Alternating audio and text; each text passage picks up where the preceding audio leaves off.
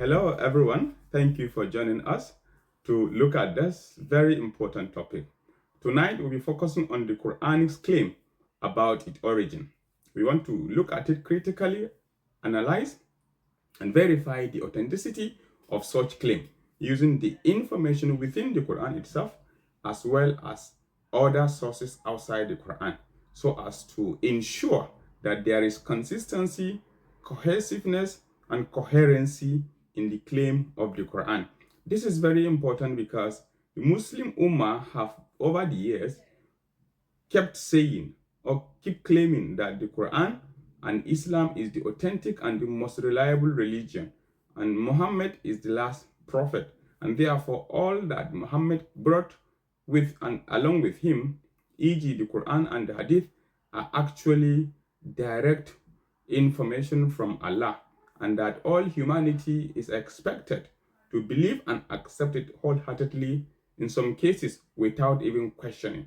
Because we see, for instance, in chapter 5 of the Quran, verse 101, it did query and it questioned anyone not to question anything about the information within the Quran and outside it.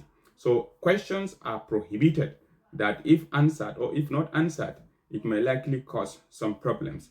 And that is what the Quran and the author want everyone to believe on.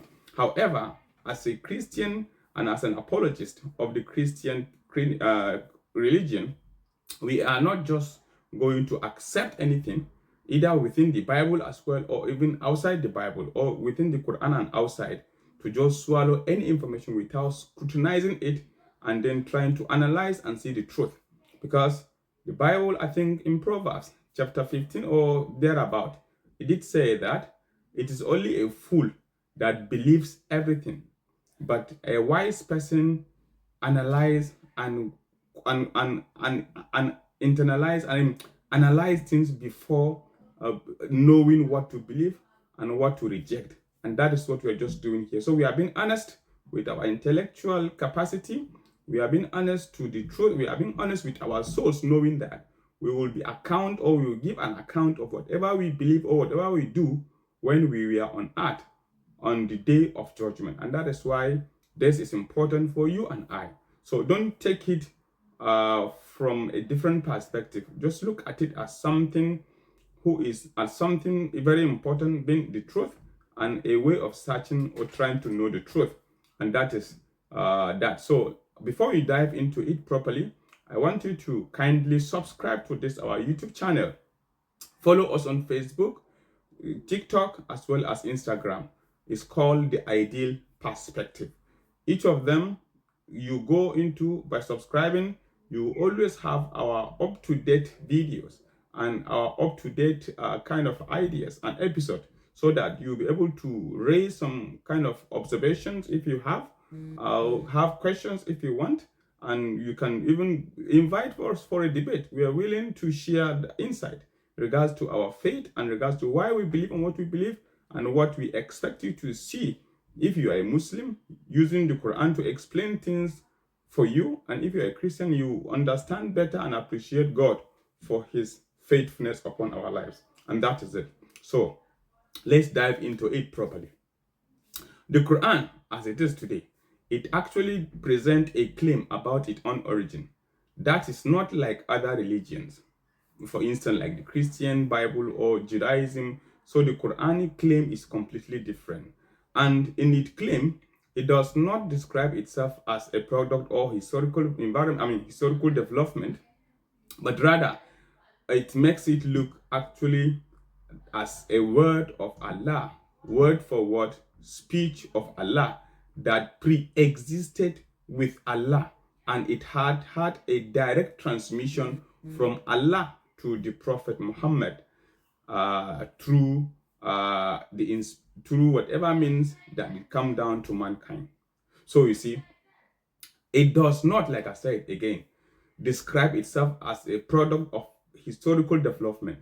Neither does it see itself as a prophetic reflection or inspired authorship of the word of God. For instance, in the Bible, for example, we in Christianity, we know for fact that the Bible was written by mankind, by men, about 40 men that wrote the Bible historically. So whatever that is written in the Bible, it was not directly word for word from God. No, it is rather an inspiration. So God inspired all the men that write the Bible, asked them to go and write. So just like, to understand it better, if you have a governor or a president, we will have a spokesperson rather, who speaks on behalf of the governor or the president. He, whatever he says, it is assumed that the presidency has spoken. So that does not mean that it is the president himself that said what he, the spokesperson, did say, but rather it is ascribed and is attributed to the president, being the head and being the leader, because that person is speaking for the president. So exactly that is how it is. In the case of Christianity, all the authors of the Bible, all the prophets are spokesperson of God. Whatever they say on behalf of God, God takes ownership, takes responsibility as he being the one speaking. So, and that makes it a bit easier for everybody to understand. Should there be any spelling error, uh, different styles of communication, different approaches, you clearly understand that this was not directly from God. So the human nature might have its own flaws, and that flaw might have crept into the writing style, and that is what Christianity believes and what it actually is in the Christianity. So, but unlike Christianity, in Islam, nothing like that. Every word in the Quran, every speech, every dot you see in the Quran, it is believed to be a word for word from Allah directly, because no humans have been any influence in the Quran. Nobody speak or say anything. Even when you see some stories that looks like that of humans speaking, it is not to be believed as per human. It's rather Allah is the one re-narrating the story of history or of men into the Quran itself. And that is all we are made to believe or to understand. So, for example, to confirm that claim, we see in Surah 85, verse 21 to 22, where it is stated clearly that it is a glorious Quran, which is in the preserved tablet. So, to confirm this authenticity of the Quran, the author of the Quran did confirm this, that actually there is the original copy of the Quran in the preserved tablet with Allah. And Surah 43, verse 3 to 4 confirm that, in fact, it is in the mother of the book, which makes this Quran we have today as a copy from the original, which is with Allah. So there is no human instrumental, no human influence, no human role. The only role played by a man or human being, which is in Prophet Muhammad himself, was to collect it directly from Allah to mankind.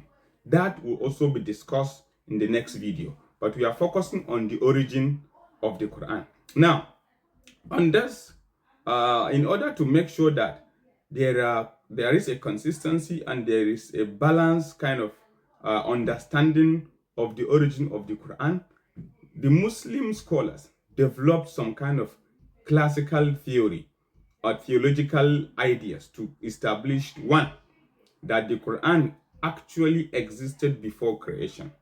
Of course, it's obvious. Since it is believed to be the speech of Allah, word for word, therefore Allah could not have been a dumb.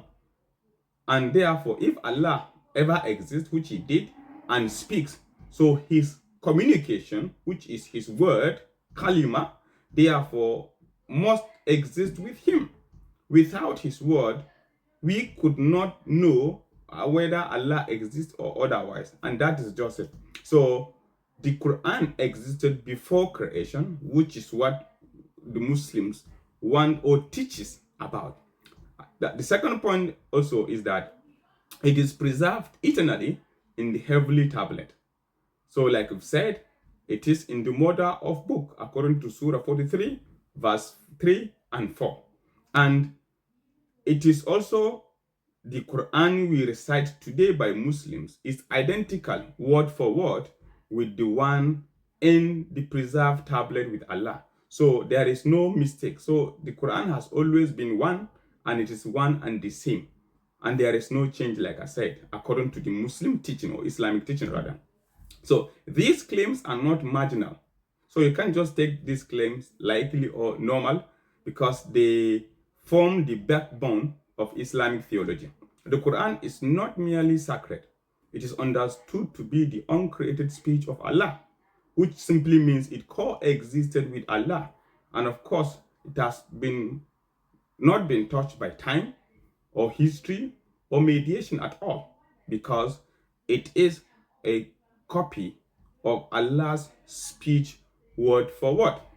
So this doctrine carries an unavoidable implications, of course. Obviously, for instance, if the Quran contains contradiction in any form, the flaw will now mean that it's not human. So since it is believed to be a speech of Allah word for word, therefore whatever we see in the Quran that it is considered to be either a contradiction or mistake or misspelling, therefore it must be attributed to Allah, which is the divine being behind the Quran, because it is said to be from him, and every speech, every word, every dot is from Allah. So that implication is fully understood within the Islamic scholarship. Of course, the Muslims know about this. This is why the Quran's perfection is treated not as a devotional belief, but as a theological necessity. Because if contradiction is established in any form, Islamic theology fails by its own set standard. And that is the problem as to why the Muslims day by day work as hard as possible to protect and to keep defending or keep saying that the Quran is perfectly preserved. It was not changed, it has not been corrupted, and there is nothing or no living document that is perfectly preserved like the Quran. So this is what the Muslims want us to believe. I want you to look at it.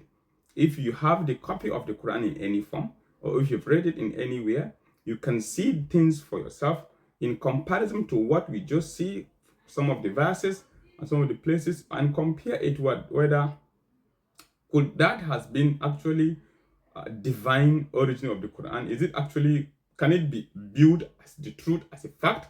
Because we see in some verses, for instance, Surah 26 of the Quran, verse 192 and 9 to 94, it did say that Allah sent down the Quran into the heart of Muhammad. You see? So, but that will be discussed in our next video. So we want to actually know, find out your own views and your own idea. What do you think about this? Kindly subscribe to our platforms. Follow us for more updates day by day, for you to have a complete and cohesive understanding of the Muslim Ummah and their teaching, so as to know what to believe on truly and to uphold what is truth, because it's very important for your soul and for your life now and in the thereafter. Thank you, until we meet once again in the next video. Bye for now.